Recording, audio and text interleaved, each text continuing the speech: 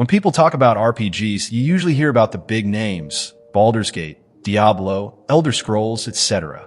But tucked away in shadows are a whole set of games that never reached mainstream fame, often because of rough launches, experimental mechanics, or simply being overshadowed by bigger releases. Yet these forgotten RPGs hold ideas and stories that deserve another look. Some are clunky, some are flawed, but all of them tried something bold. These are 10 PC exclusive RPGs you probably didn't know about, but absolutely should. If you could, please subscribe and ring the bell. Also leave a like if you like the content. A lot of people dismissed Underrail as just another indie RPG with outdated visuals. But for fans of old-school Fallout, this game was nothing less than a spiritual successor. Developed almost entirely by a single creator, it captures that gritty, isometric, turn-based style that defined the classic 90s RPGs, while setting its story in a dark, underground world where humanity has been driven beneath the surface after some unnamed catastrophe. What makes it stand out is its depth. The game doesn't just let you build a character, it forces you to live with that build. Every stat point, every skill decision matters. If you focus on stealth, you'll sneak through encounters that would crush a tankier character. If you specialize in psionics, you'll feel almost godlike until you run into enemies designed to counter psychic powers. That sense of tailoring the game to your choices feels both rewarding and punishing in equal measure. The atmosphere is another highlight. The underground world is bleak, claustrophobic, and alive with factions, traitors, and dangerous creatures lurking in the shadows. It's a place where every scrap of ammo counts, and every step into the darkness feels like a risk. The writing may not be flashy, but it's effective at drawing you into this desperate survivalist ecosystem. Of course, it has flaws. The learning curve is brutal, and many newcomers bounce off within the first few hours because of its unforgiving mechanics. The story takes a backseat to exploration and mechanics, which might frustrate players looking for more narrative-driven experiences. And while the combat system is deeply strategic, it can also feel slow and repetitive after long sessions. But for those who miss the crunchy, systems-heavy RPGs of the past, Underrail is a treasure. It doesn't hold your hand, it doesn't apologize for being tough, and it rewards players who are willing to dive deep into its mechanics.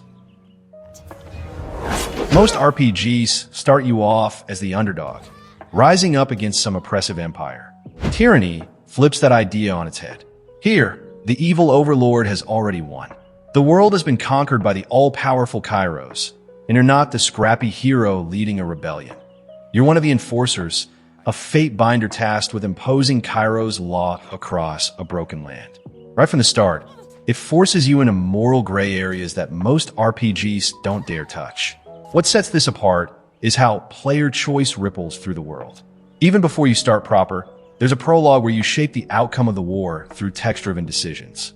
Which cities fell, which factions survived, and how brutal the conquest was. It's all in your hands before the opening scene. That creates a sense of ownership over the story that few games capture. Then, as the game unfolds, your role isn't just about swinging a sword, but about deciding how law and order are enforced in a fractured world. Do you rule with compassion, or do you lean fully into tyranny? The writing is sharp, with layers of political intrigue and philosophical debates about power, justice, and morality. They clearly poured its heart into the dialogue and world building. But this ambition came with downsides. The game is relatively short compared to its peers, and many players felt the ending came too abruptly, cutting off storylines that deserved more time. Combat, while functional, sometimes felt secondary to the narrative. It was solid, but never the main attraction. Tyranny never reached mainstream success, overshadowed by bigger RPGs of its time. But those who played it often describe it as unforgettable. It asked what happens after the bad guys win, and it didn't let you off easy with clear-cut answers. It's a game that deserves more recognition for breaking free from RPG cliches and showing that the most interesting stories often come from the darkest places.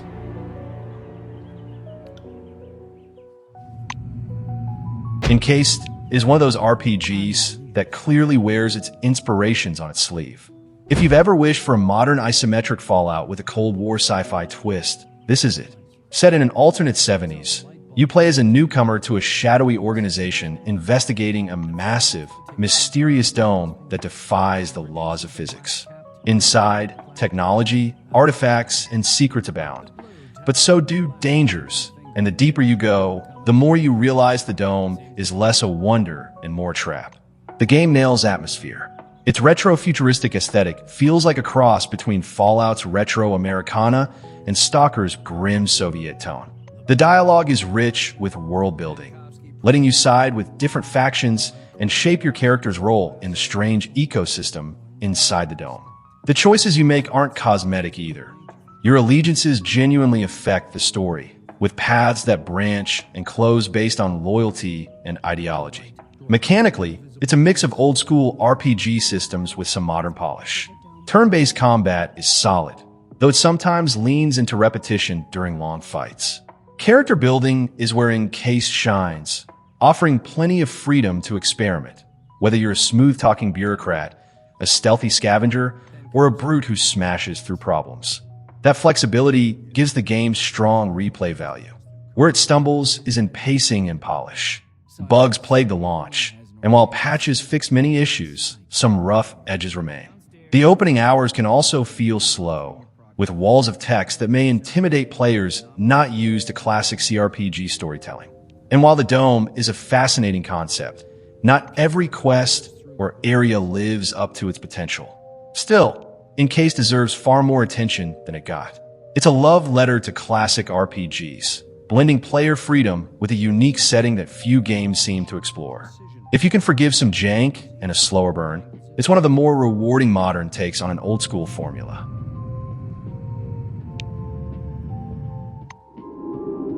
Cultic Games' Stygian Reign of the Old Ones is one of the most faithful attempts at translating H.P. Lovecraft's cosmic horror into an RPG. Set in the cursed city of Arkham, it drops you into a world collapsing under madness, cults, and otherworldly forces that can't be defeated, only endured.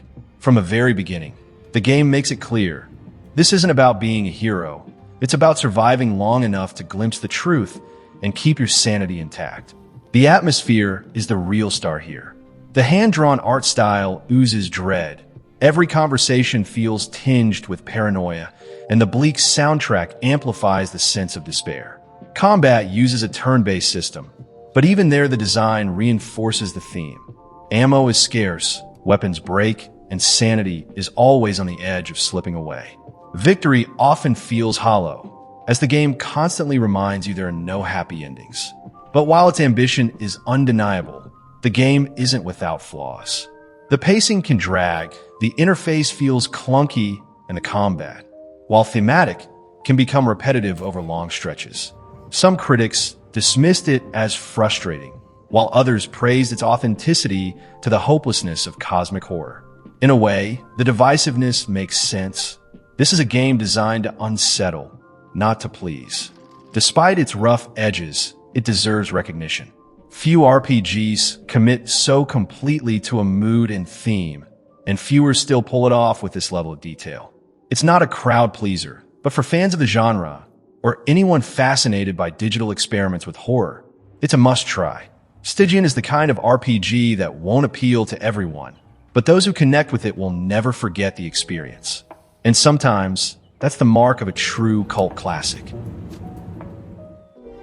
Released in 2016 by a tiny Hungarian indie team, Ballroom is one of those games that slipped under almost everyone's radar, yet quietly offers a unique blend of survival mechanics and traditional role-playing.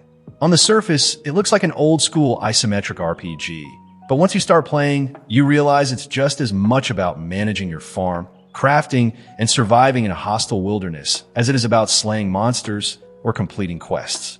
The story sets you up as a villager forced to venture beyond the safety of your home, and from there the world slowly opens up.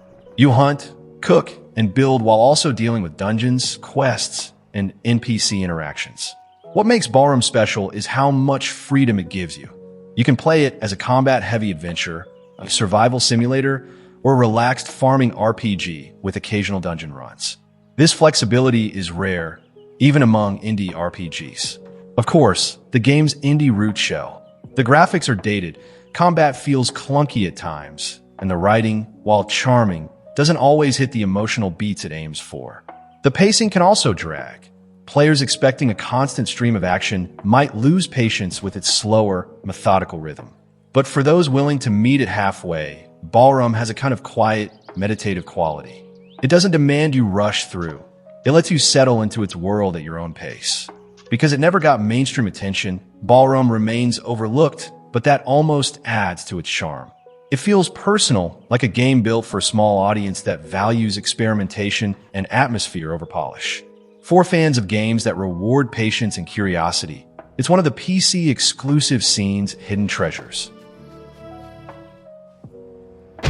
2003's Lionheart Legacy of the Crusader is one of those RPGs that had the ingredients for greatness, but couldn't quite pull it together. The pitch was fantastic, an alternate history where the Spanish Inquisition accidentally tore open a rift in reality, flooding medieval Europe with magic, demons, and strange new powers. Imagine knights, inquisitors, and sorcerers battling in the streets of Barcelona. That's the hook Lionheart promised. The first act actually delivers on this promise. Dialogue is deep, choices matter, and you get to navigate a world where politics and religion mix with the supernatural. The character system, built on a special rule set borrowed from Fallout, offers tons of freedom.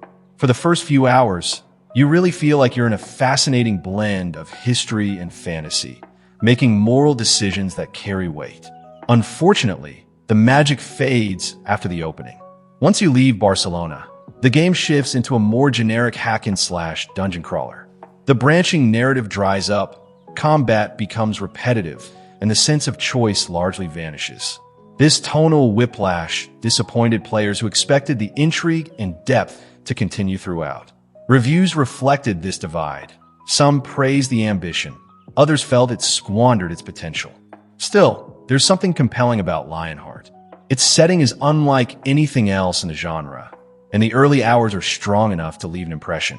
It's a flawed experiment, but one worth remembering, if only because no one else has tried to blend medieval history and demonic fantasy in quite the same way since. For those curious about oddities of the early 2000s RPG scene, Lionheart is worth revisiting, not as a masterpiece, but as a bold, messy attempt to do something new. Sometimes, even the failures tell us as much about the genre as the successes. Released in 2001, Arcanum is one of those RPGs that hardcore fans still whisper about. It drops you into a massive steampunk fantasy world where industrial progress collides with ancient magic.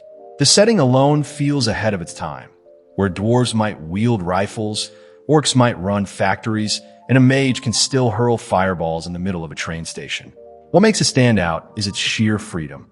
You can play as a smooth-talking diplomat, a gunslinging technologist, a spell-flinging wizard, or even a clumsy idiot who barely strings a sentence together.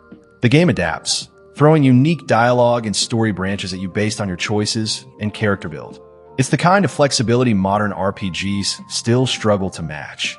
But with that ambition came problems. The game was notoriously buggy at launch, with technical issues and combat that felt unbalanced. Magic users often steamrolled, while tech-focused characters struggled. The visuals, even back then, looked outdated compared to flashier contemporaries like Baldur's Gate 2. Yet for those who stuck with it, the game's depth was unlike anything else. Arcanum is messy, rough, and sometimes frustrating, but it's also visionary. It asked what happens when fantasy tropes collide with industrialization, and it gave players true freedom in shaping their story. For many, it's one of the most underrated RPGs ever made, a flawed gem that still outshines more polished but less daring games. If there's one game on this list that refuses to hold your hand, it's The Age of Decadence. Released in 2015 after nearly a decade in development, it's a low-budget indie RPG that became infamous for being brutally unforgiving. Forget power fantasies. This is a game where you're weak, resources are scarce, and almost every decision can end in disaster. It's set in a crumbling, post-apocalyptic world inspired by the fall of the Roman Empire. And that unique setting already makes it stand out from the sea of generic fantasy RPGs. Unlike most RPGs that let you play a jack of all trades, This game forces you to specialize. If you're a fighter, you'll be hopeless at diplomacy. If you're a diplomat, expect to get crushed in combat. That sharp focus makes every choice meaningful, but it also means you'll likely die over and over until you start to understand how the world works. It's punishing, but in a strangely satisfying way because survival feels earned. One of the game's strongest points is how many different paths it offers. You can join factions, betray them, or stay neutral. Entire storylines can open or close depending on a single dialogue choice. Some playthroughs might be heavy on politics and scheming, while others might lean into survival and brute force. The replay value is incredible, even if the experience often feels more like reading a dark fantasy novel than playing a traditional RPG. The graphics are dated, even by indie standards, and the combat system, while tactical, can be frustratingly unbalanced. It's definitely not a game for everyone. Many players bounced off its difficulty curve, finding it too punishing to enjoy. But for those willing to push through, The Age of Decadence offers one of the most unique role-playing experiences ever made. It's a hidden gem that proves RPGs don't need huge budgets or flashy visuals to deliver unforgettable storytelling and atmosphere. When the Echelon trilogy released between 2007 and 2014, it felt like a time capsule from the golden age of CRPGs. These three titles, Book 1, 2, and 3, embraced the classic isometric RPG style at a time when most developers were chasing cinematic flair. They weren't flashy, and they didn't try to compete with the production values of BioWare or Bethesda. Instead, they delivered an experience that felt like it could have launched alongside Ultima 7 or Baldur's Gate, complete with turn-based combat, open exploration, and that feeling of slowly growing into your character. At their core, the games are about freedom. You create a character from scratch, choose stats and skills, then head out into a sprawling, handcrafted world where danger lurks around every corner. The combat is slower and more methodical than many players were used to by the late 2000s, but for fans of traditional RPG pacing, it was refreshing. There's also a strong emphasis on resource management. Things like food, torches, and even weather conditions matter, reinforcing that sense of surviving in a harsh but believable fantasy world. Of course, the series was far from perfect.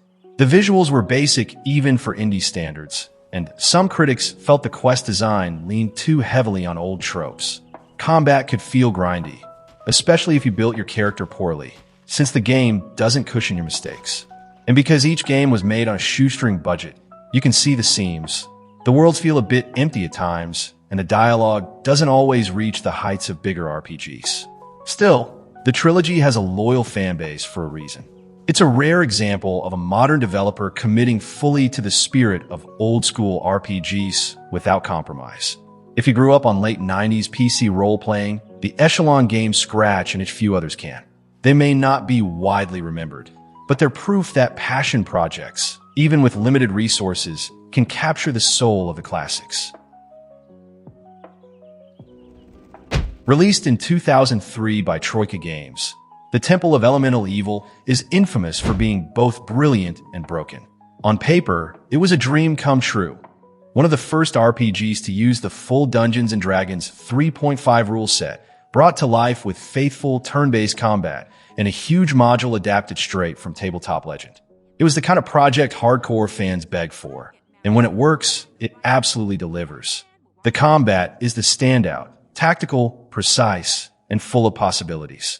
Positioning matters, spell use feels authentic, and the depth of D&D shines through in ways few games had captured at the time. Party creation is equally satisfying, letting you customize every member and form a squad tailored to your playstyle. For strategy-minded RPG fans, this was heaven. But then there are the flaws, and they're hard to ignore. The game shipped in an unfinished state, riddled with bugs, glitches, and balance issues. Some quests simply didn't work, pathfinding could be maddening, and crashes were common. Critics at the time tore it apart for the lack of polish, and its reputation never fully recovered. For many, it was a heartbreak, proof of how much potential Troika had, but also how often they stumbled with execution. That said, fans didn't abandon it. Over the years, community patches have revived the game, fixing quests, smoothing performance, and making it playable today. Underneath the rough edges is one of the most faithful digital versions of classic D&D combat ever created. Temple of Elemental Evil deserves a second look. Not because it's perfect, but because it represents a kind of deep, tactical RPG design that rarely gets attempted anymore. If you're willing to install mods and look past the scars, there's a remarkable experience hidden inside this flawed gem.